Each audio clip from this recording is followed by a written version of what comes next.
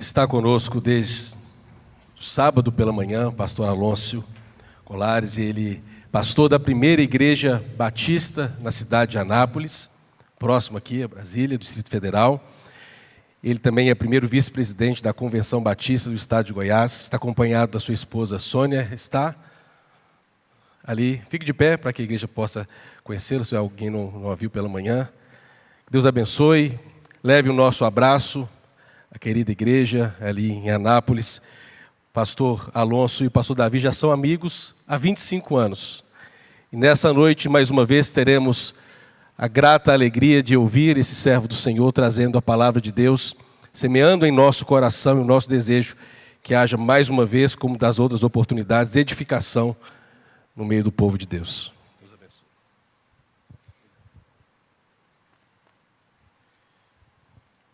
Que a paz de Jesus esteja com todos os irmãos nesta noite. Sempre é uma alegria estarmos aqui mais uma vez, e tem sido uma alegria muito grande poder estar com os irmãos neste tempo especial, nessa festa espiritual de aniversário de 64 anos da igreja.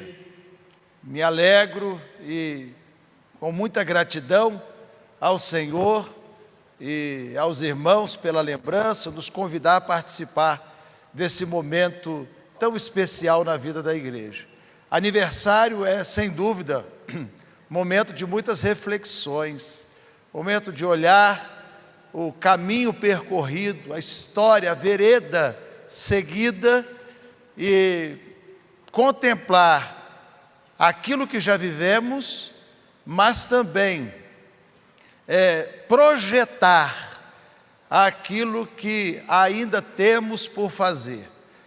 Na obra de Deus, enquanto o Senhor não volta, temos muito a fazer, tem muito trabalho, mas bem-aventurado será aquele servo vigilante que não sabe a hora que o seu Senhor voltará, e quando ele volta o encontra vigilante, trabalhando, firme. Então esta palavra para a igreja: enquanto Jesus não volta, a nossa missão é continuar trabalhando, fazendo a obra de Deus, avançando naquilo que precisa ser avançado. Quero agradecer também pela minha esposa, pela acolhida dos irmãos para conosco, e é uma alegria muito grande, nós nos sentimos muito amados aqui, muito acolhidos pelos irmãos nesse tempo. Volto para Anápolis com o coração muito feliz. Pastor Benilton, que alegria vê-lo, muito feliz em vê-lo aqui. Estivemos juntos na Assembleia da Convenção Goiana e já trouxe o abraço dos batistas goianos para os queridos irmãos aqui. Meus irmãos, nós temos refletido bastante sobre uma murmuração, na verdade.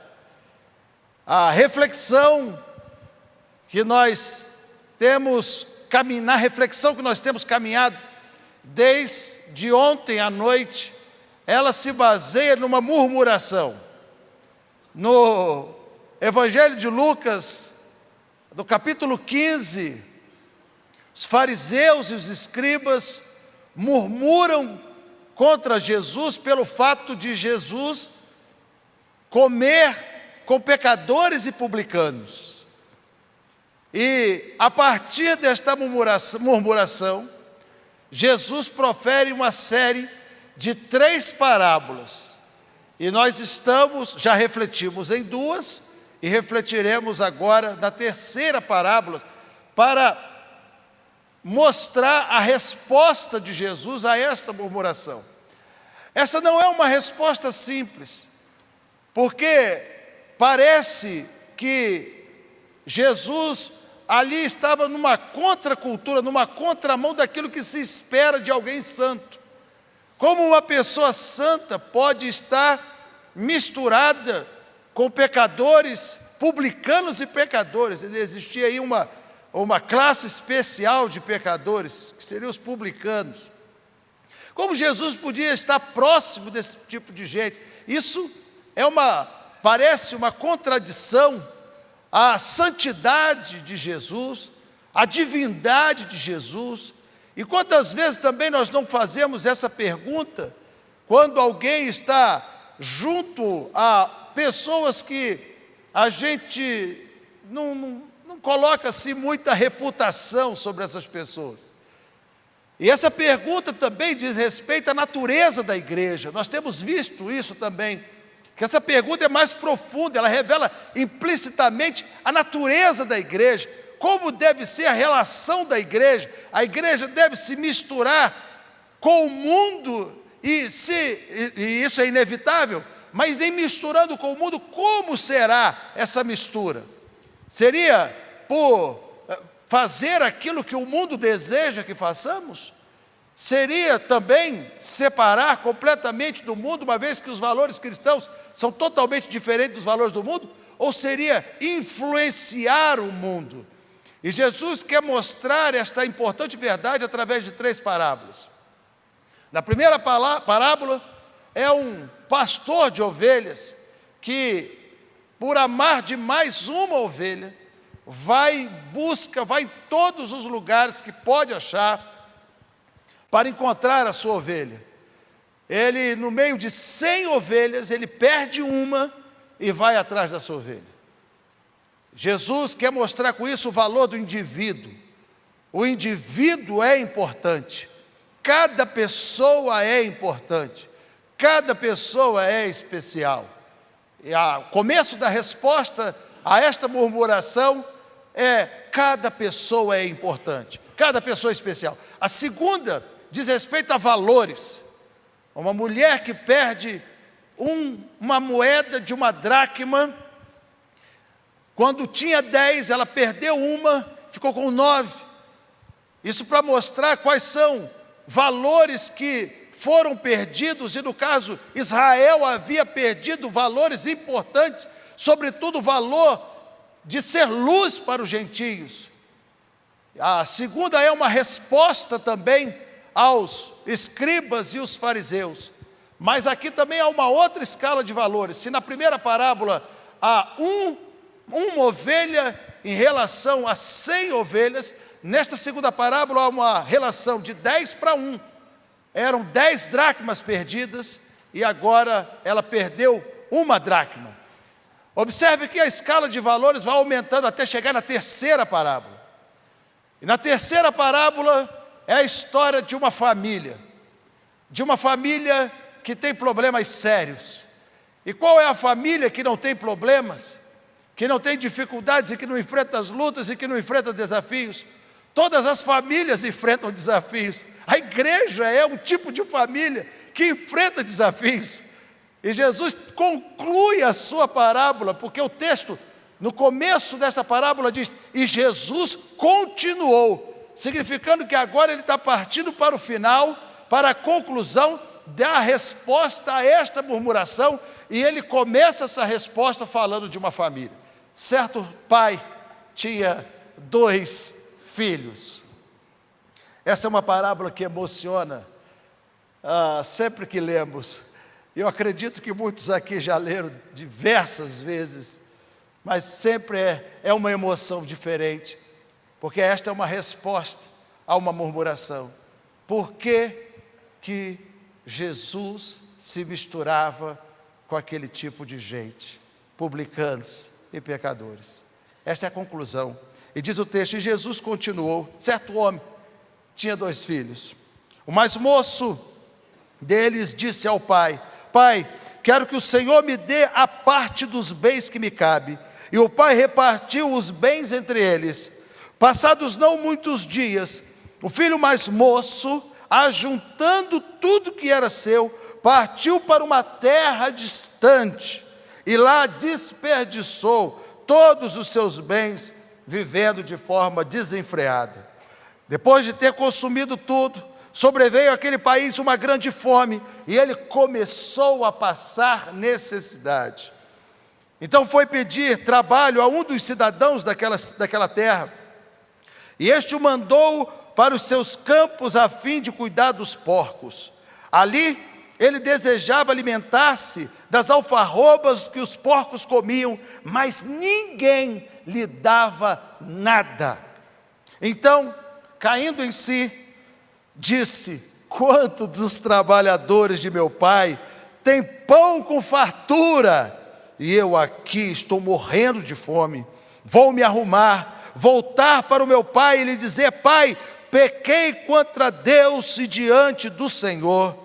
Já não sou digno de ser chamado seu filho.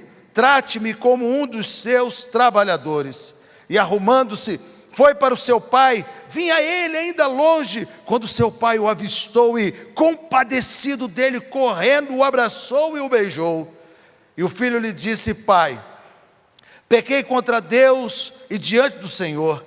Já não sou digno de ser chamado seu filho. O pai, porém, disse aos seus servos: tragam depressa a melhor roupa e vistam nele, ponham nele um anel no dedo, tire dele e coloque sandálias nos seus pés, tragam e matem um bezerro gordo, vamos comer e festejar, porque este meu filho estava morto e reviveu, estava perdido e foi achado, e começaram a festejar. Ora, o filho mais velho, que estava no campo, quando voltava, ao aproximar-se da casa, ouviu a música e as danças. Chamou um dos seus empregados e perguntou o que era aquilo. E ele informou: o seu irmão voltou, e por tê-lo recuperado com saúde, o seu pai mandou matar um bezerro gordo. O filho mais velho se indignou e não queria entrar. Saindo, porém, o pai procurava convencê-lo a entrar, mas ele respondeu ao seu pai: faz tantos anos que eu sirvo ao Senhor, nunca transgredi um mandamento seu, mas o Senhor nunca me deu um cabrito sequer para fazer uma festa com os meus amigos. Mas quando veio esse seu filho, que sumiu com os bens do Senhor, gastando tudo com prostitutas, o Senhor mandou matar o bezerro gordo para ele. Então o pai respondeu: meu filho, você sempre está comigo, tudo que eu tenho é seu, mas era preciso festejar e alegrar-se, porque este teu irmão estava morto e reviveu, estava perdido e foi achado. Terceira parábola, portanto, é sobre uma pessoa muito importante que se perdeu, um filho. E nessa parábola, Jesus agora nos leva para a ótica do pecador, daquele que precisa desesperadamente dele. Ele, em um primeiro momento, a importância era do indivíduo, em um segundo momento, a ênfase estava no valor. Agora, a ênfase e a conclusão da resposta de Jesus está na pessoa daquele que precisava desesperadamente de um socorro e das boas novas e do Evangelho de Cristo. Vejam, queridos, o pai tinha 2 filhos aqui. Nesse começo da parábola em que Jesus está contando, o filho mais velho não aparece. Isso revela algumas coisas do seu temperamento, da sua natureza. Ele é discreto, mas lá na frente nós vamos ver. Ele não toma parte na aventura do filho mais novo, ele não mostra que ele concordava com aquilo. Não há registro nessa parábola de que o filho mais novo concordava com repartir os bens por si só. Mais tarde ele discorda por conta daquilo que o filho do seu irmão gastou, mas ele agora, ele não aparece. Um filho, porém, mais novo, que é o que aparece, é o protagonista desta parábola que Jesus conta para responder àquela questão dos fariseus. O filho mais novo, voluntarioso, alguém que quer experimentar coisas novas, alguém que quer experimentar coisas que nunca tiveram experimentado antes. Ele vê agora a grande oportunidade da sua vida, e ele diz para o seu pai, e diz para ele assim, fala com ele: papai, dá-me a minha parte dos meus bens, eu quero ir embora daqui. Ele tem o desejo de ir embora, ele tem o desejo de não estar mais na casa do pai, ele tem o desejo de sair e não ficar perto. Ele não quer comprar uma propriedade do lado da propriedade do seu pai, ele quer ficar bem distante, porque o texto diz que ele quer ficar longe. Ele vai para uma terra distante, ele vai para um lugar longe, longe da presença do seu pai, longe da presença da sua família. E eu imagino a cena, o pai ajuntando tudo, o filho ajuntando a sua bagagem, colocando tudo num lugar para partir, se despedindo do seu pai, e provavelmente o irmão poderia estar ali na cena também, se despedindo do seu irmão, que observa impassivo a tudo aquilo que está acontecendo, aquela loucura que está acontecendo ali. Mas uma coisa me chama a atenção nessa parábola também, e essa coisa é muito importante para nós entendermos a resposta de Jesus, que é a passividade do pai. O pai não fala nada, o pai simplesmente divide os bens e deixa o filho embora sem fazer absolutamente nada, sem relutar, sem dizer eu não vou fazer isso, sem dizer depois que eu morrer você pode gastar tudo, sem dizer absolutamente nada. O pai não faz nada. O pai fica passivo, fazendo tudo que o filho está querendo que ele faça, dividindo os bens, deixando o filho embora. Ele não responde nada. Mas há algumas coisas na vida desse pai que nós podemos observar também. Há certas situações na vida, queridos irmãos, que as pessoas precisam passar por dificuldades e provações para que voltem transformados. Aquele pai, sábio como era, sabia que seu filho não viria transformado de outra forma. Aquele filho voluntarioso, que chega para o seu pai com uma ousadia sem limites e diz: papai, eu quero a minha parte dos meus bens para ir embora. Alguém que fala desse jeito com um pai vivo: eu quero sumir dessa casa, eu quero ir para uma terra distante. Alguém que fala dessa forma revela um temperamento que precisa passar por dificuldades na vida para voltar. Quando o pai libera o filho, ele já está preparando a sua volta, porque certamente aquele filho iria passar por provações e dificuldades da vida, por conta da sua voluntariedade, por conta do seu caráter, por conta do seu temperamento.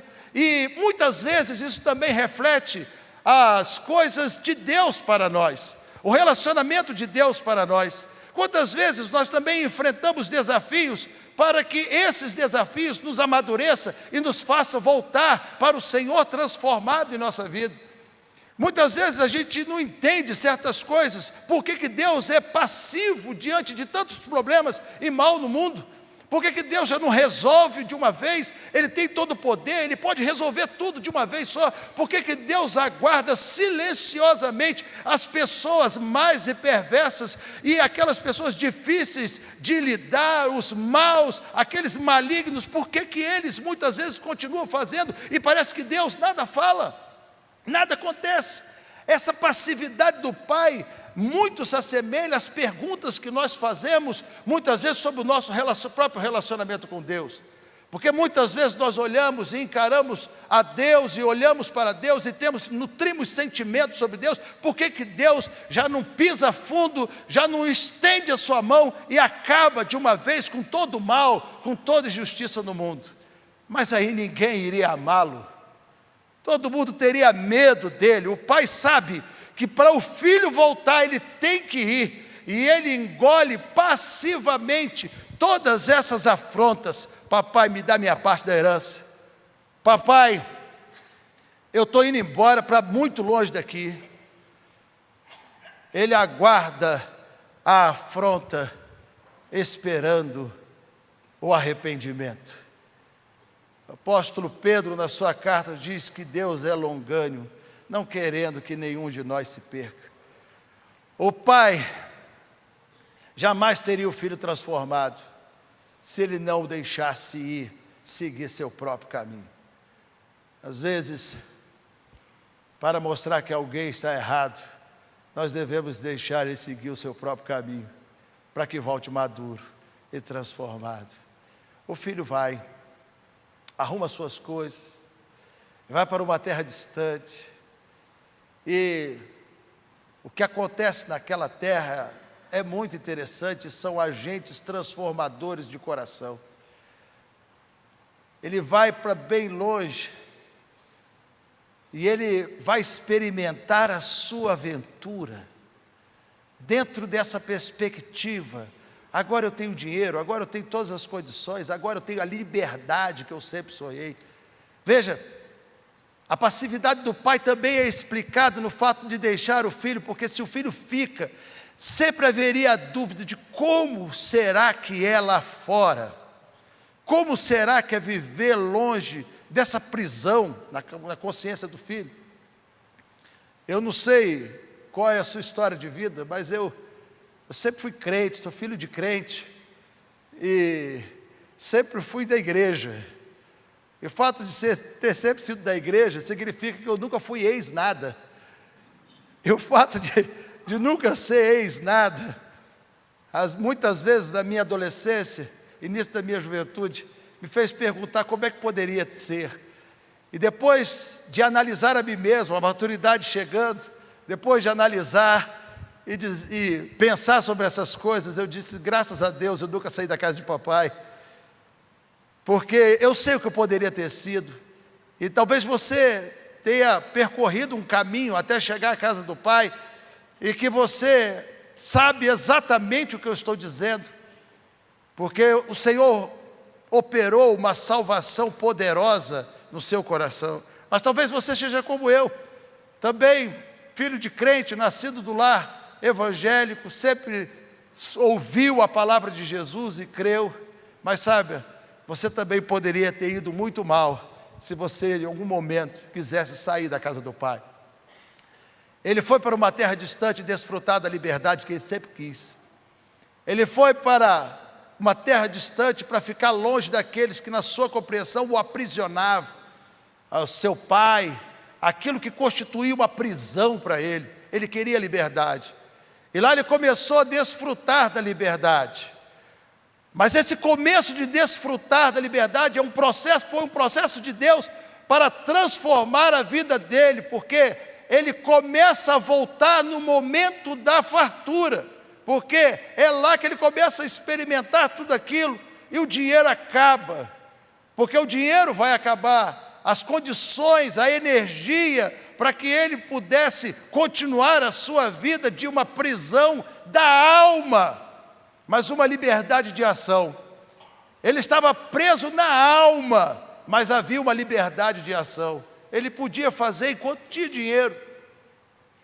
E acontece algo naquela cidade, naquela terra, há uma grande fome, significando coisas, aqui tem um profundo significado espiritual para a nossa vida.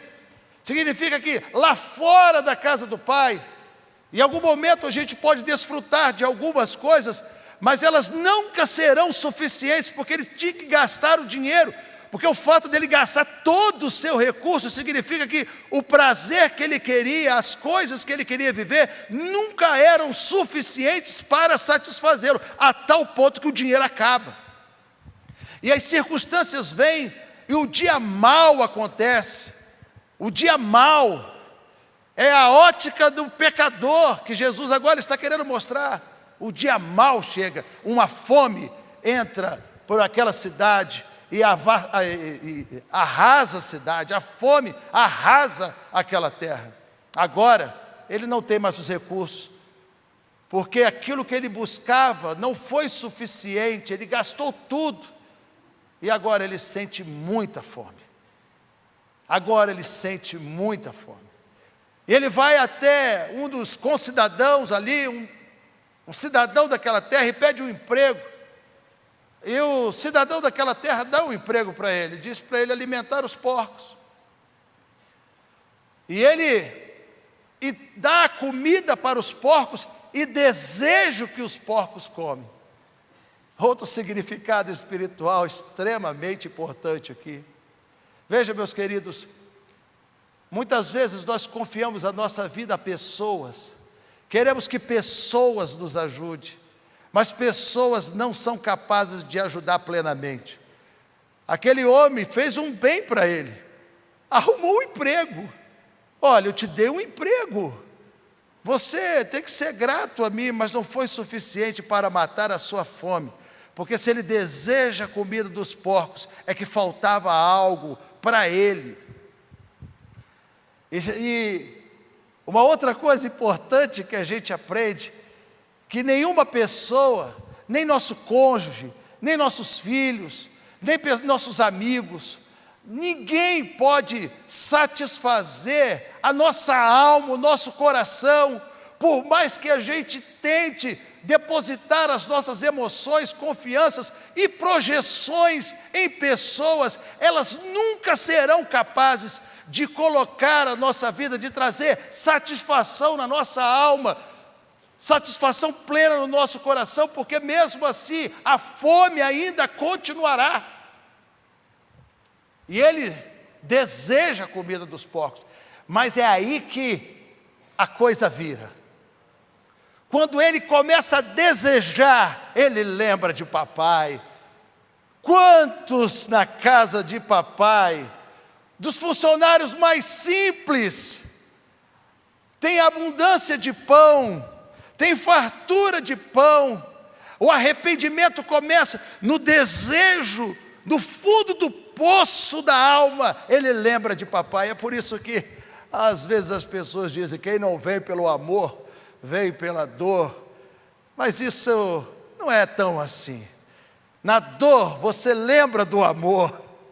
É na dor que você lembra do amor de papai, da casa de papai. Então as pessoas vêm, no final das contas, pelo amor. Eles saem um discurso: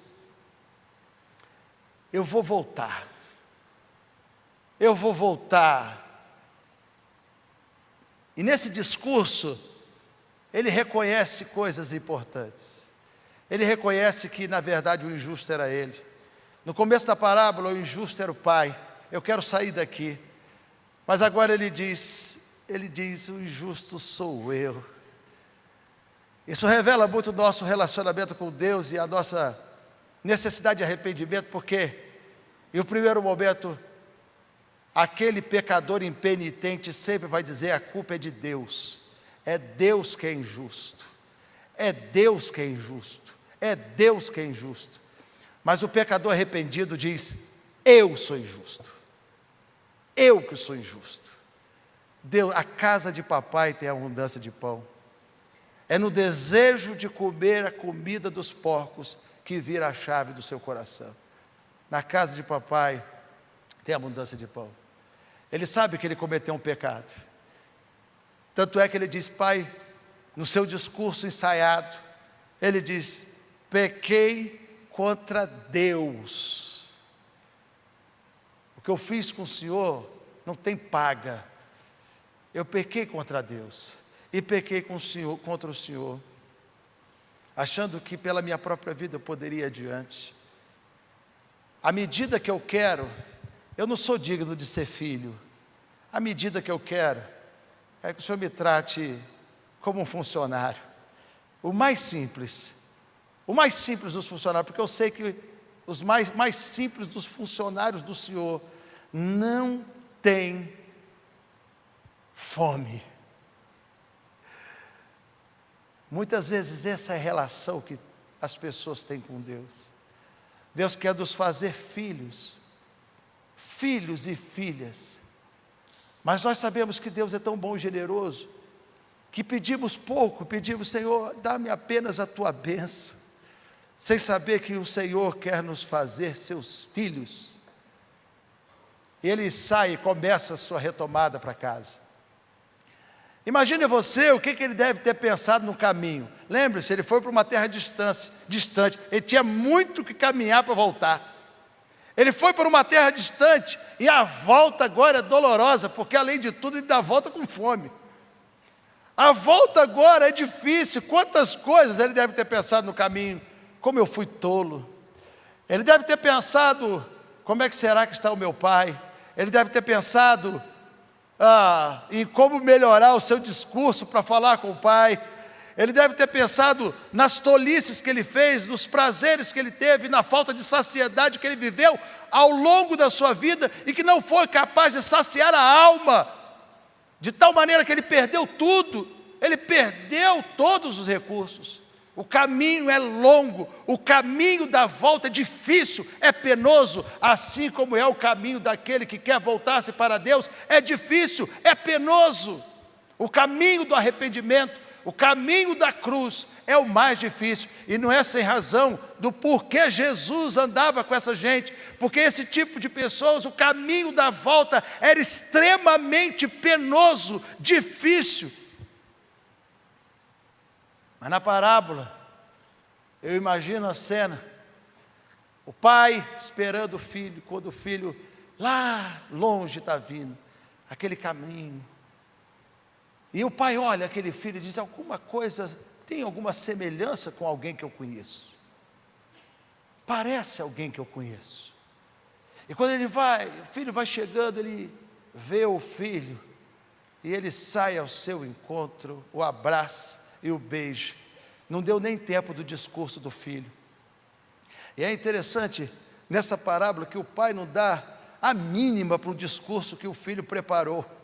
Papai, eu pequei contra o céu diante de ti, já não sou digno de ser chamado seu filho. O pai não dá a mínima, porque quando o filho consegue: pai, pequei contra o céu perante ti, já não sou digno de ser chamado seu filho. O pai, o abraço, o beijo, traz um bezerro aí, vamos matar o bezerro. O pai não dá a mínima porque o filho fala.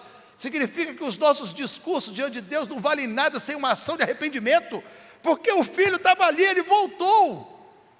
Nossas palavras diante de Deus, nossas ações, nada, nossos discursos ensaiados, nada vale para Deus, porque o que vale é o arrependimento.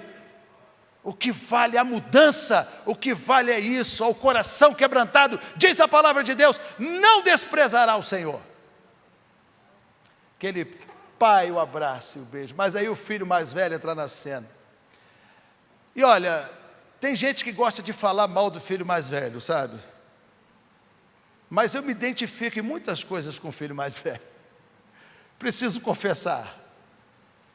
Veja, se você tivesse um irmão que pegasse metade da herança da sua família, gastasse tudo e voltasse, e o pai mandasse fazer fazer um churrasco, matar um bezerro para ele: vem cá, você não precisa me falar não, guarda para você. Não precisa me falar não. Matar bezerro, tinha que dar uma surra nele. E muitas coisas, o filho mais novo, o filho mais velho, é aquele tipo de filho perfeito. Quem não gostaria de ter um filho mais velho, que é aquele que fica com o pai na velhice, aquele que cuida dos negócios da casa, aquele discreto, porque ele nem entra na sala para dizer: o que é isso aqui? Ele chama um conservo à parte e diz: o que está acontecendo ali? Ele é discreto. Ele é fiel ao seu pai. Ele ficou quando o filho mais novo, voluntarioso, vai embora. Ele ficou para cuidar do pai. Ele não aparece na parábola, ele é extremamente fiel, discreto, ponderado. Ele não concordou em pegar os bens, porque o bem, a parte dele, ficou com o pai ainda ali, na terra. Gente, como que esse filho é ruim? Esse filho é muito bom. E muitas vezes eu vi tantas pessoas falarem mal desse filho, porque ele, não, mas ele é ser humano, e tem sentimento, porque a despeito de tudo isso, ele guardava uma mágoa em seu coração, até o ponto de dizer: papai, eu estou esse tempo todo com o senhor aqui, o senhor nunca me deu nem um cabrito, para comer com os meus amigos, e esse aí que gastou a nossa fortuna, gastou tudo, o senhor manda matar um bezerro para ele, manda matar o bezerro. E o pai responde: porque ali, aquele filho mais velho, representa Israel, representa o grupo que murmurou. Aquele filho mais velho, era justo a reclamação. Poderia parecer justa a reclamação, melhor dizendo, poderia parecer justa a reclamação. Por que Jesus andava com aquele outro tipo de gente? E o pai, na parábola, responde: meu filho, Você não comeu o cabrito porque você não quis. Porque tudo que é meu é teu. Tudo que é meu, você não tomou posse das bênçãos, porque tudo que eu tenho é teu. Não se esqueça de que teu irmão gastou tudo. Tudo que eu tenho é teu. Mas você nunca tomou posse disso. A sua rigidez em atos de justiça nunca foi capaz de você experimentar o derramar da graça na sua vida. E é assim que Deus faz com a gente. Muitas vezes, irmãos, a gente vive nesse aspecto. E essa parábola também revela, esses filhos são representados aqui em dois atributos importantes de Deus: a justiça e a misericórdia. Não precisamos dizer que a justiça é representada aqui no filho mais velho. Era justo o que ele estava falando, do ponto de vista de um sentimento humano. A rigidez, esse filho não pode ser tratado assim.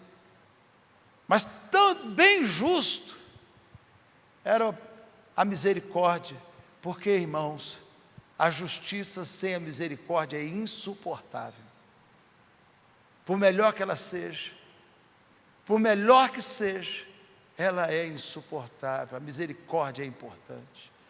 A misericórdia, Deus age com misericórdia, porque nenhum de nós aqui merecemos o status de filhos dele.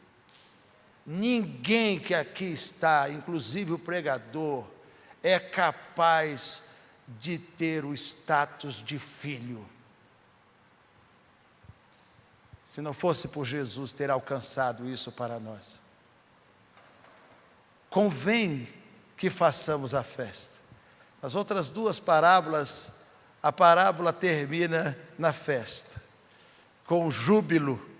Nesta última, na resposta de Jesus para os fariseus e escribas, alguém tenta impedir a festa, mas no final a festa também acontece. O filho estava perdido e foi achado. Agora, eu pergunto a você, com quem que você se identifica nesta parábola? Você se identifica com o filho mais novo? Viveu muitos caminhos, passou por muitas situações, mas um dia você percebeu que nenhuma delas eram capazes de trazer satisfação para a sua alma, e um dia você voltou e disse: Pai, pequei contra o céu e perante ti, já não sou digno de ser chamado teu filho. Mas talvez você se identifique aqui com o filho mais velho dessa parábola. E é uma questão de identificação. Você sempre procurou seguir à risca, fazer tudo que fosse possível para que a fidelidade fosse alcançada, que a justiça fosse alcançada. Mas isso ao longo do tempo trouxe muita mágoa para o seu coração, trouxe tristeza para o seu coração, porque o mundo é injusto. Nós não temos como fugir desta realidade. O mundo é injusto. Enquanto estivermos aqui, nós vamos ver injustiças. O mundo é injusto. Mas se você se identifica com o irmão mais novo, saiba que há salvação na casa do Pai. Há transformação na casa do Pai. Há status de filho na casa do Pai. Põe um anel no seu dedo, de filho. Põe sandálias nos seus pés, de filho. Esteja calçados os seus pés e uma marca no dedo dizendo: eu sou filho. Se você se identifica com o filho mais velho, liberte-se de tudo isso e se entregue à misericórdia de Deus, se entregue à graça de Deus, se entregue à bondade de Deus, se entregue a Cristo. E de todas essas formas, você será vitorioso e feliz e satisfeito na alma. Esses dois filhos, no final das contas, são dois insatisfeitos. O filho querendo ir, insatisfeito. E o filho ficando, porém, insatisfeito. Mas há satisfação na alma. Como disse ontem, Eu não vim de Anápolis aqui para constranger ninguém.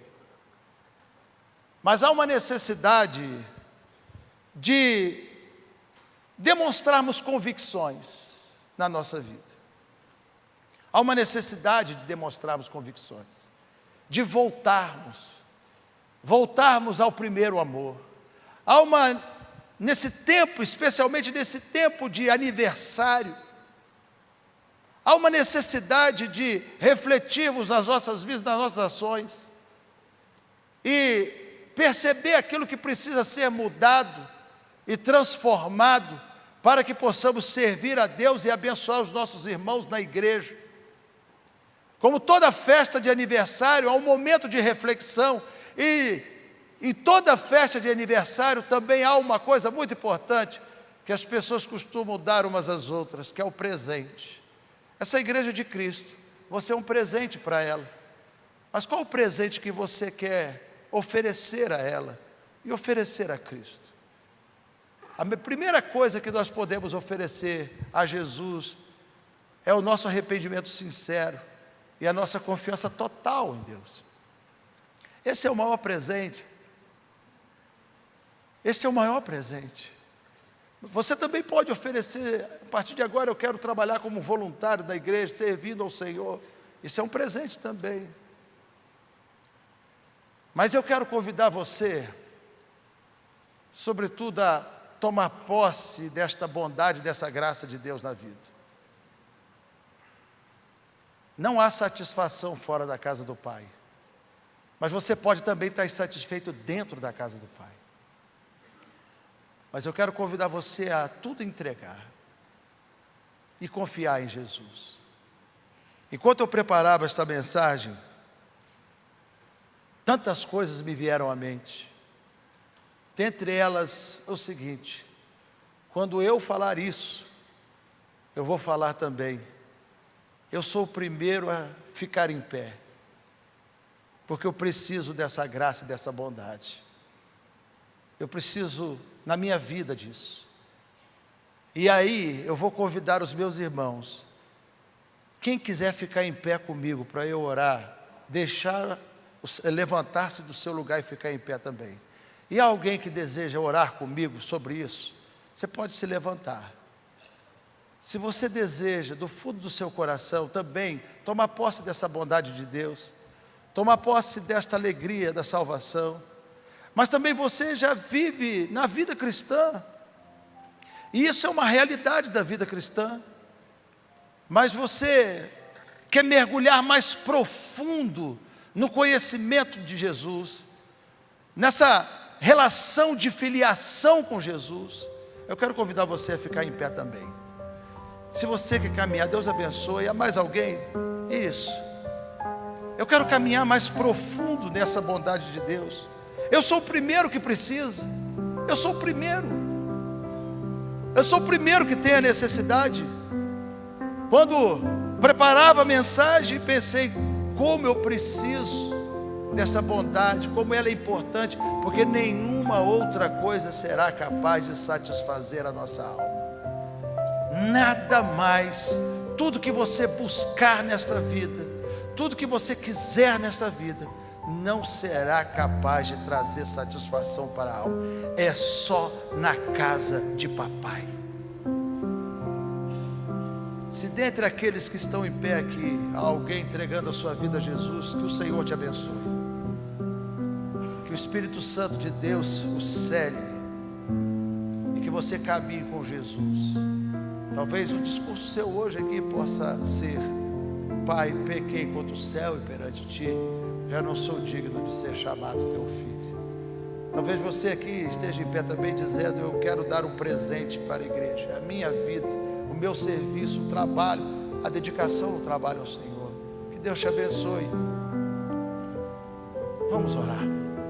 Pai, obrigado, Senhor, pela oportunidade de compartilhar a Tua palavra com os meus irmãos nesta noite. E, ó Deus, declaro que nós precisamos, todos nós, deste derramar da Tua graça e da Tua bondade em nossa vida.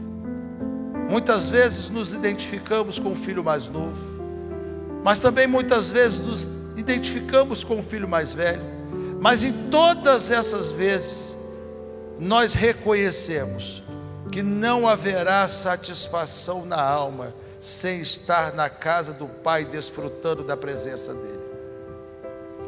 E ó Deus, assim declaramos que queremos nos aprofundar no conhecimento do Senhor e viver para a glória do Senhor. Nos ajude a isso. E pedimos, através dos méritos daquele que conquistou tudo isso para nós, a possibilidade de sermos filhos de Deus, a todos quanto receberam. Em nome de Jesus é que oramos. Amém. Que Deus abençoe a sua vida e que ilumine o seu caminho, para que aquilo que foi aqui falado e prometido seja verdade todos os dias. Deus abençoe a todos.